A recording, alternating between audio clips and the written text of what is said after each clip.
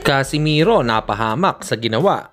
Boxing legend Pacquiao nag-umpisa na. Ito nga't pag-usapan natin. Pero bago ang lahat, pakisubscribe po ng channel ko. Huwag niyo na rin kalimutan i-click ang notification bell para lagi kayong una sa balita.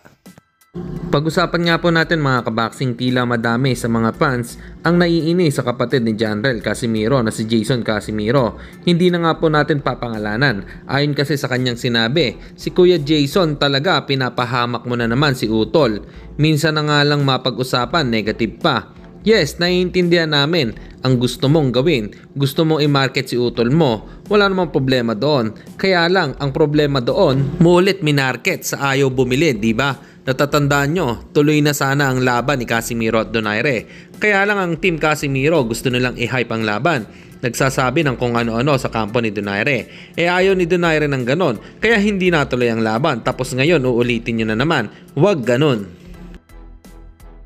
Samantalang matapos hindi pala rin na makapasok sa politika ni boxing legend Manny Pacquiao, ay tila sa kumakalat na video ay nag-uumpisa na itong mag-ensayo.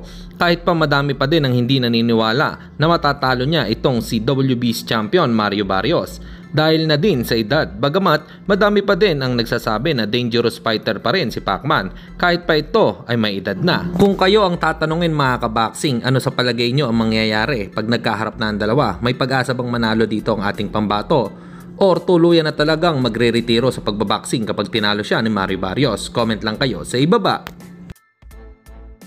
At sa kabilang balita naman tayo mga kaboxing, Donnie Nietes lalaban sa timbang ni Inoue. Nasa Japan ngayon si 4th Division Champion Donnie Nietes para sa kanyang parating na laban ngayong Martes, May 20. Haharapin ni Nietes ang Hapon na si Jun Ekigawa.